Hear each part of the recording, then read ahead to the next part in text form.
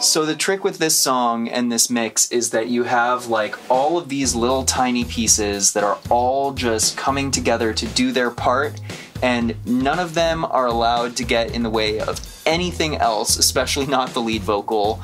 The kick had to be so punchy and yet like unobtrusive and not like pushing aside like all the low end, and the low end couldn't be like covering up the punch of the kick.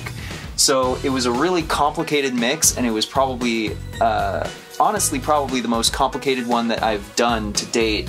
And I just want to thank Michael Brower for sharing his knowledge with me. You know, like, it was one of those things where it took me probably 2 to 3 weeks after getting back from France to just kind of wrap my head around what I've learned from his toolbox and put it together with what I already had in my toolbox and kind of like merge the two so that I could even create this session and import all of this stuff that we did in the production and try to tackle the mix.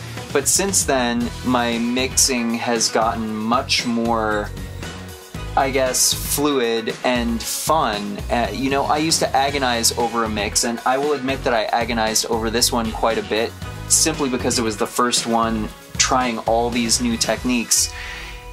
And by the end of it, I was so into it and just like having a great time. And yeah, so it's almost like it's less about the tools, what I learned over in France with Michael. It's more about like the state of mind, preparing yourself, and just going in there and having a good time and doing it until it feels good.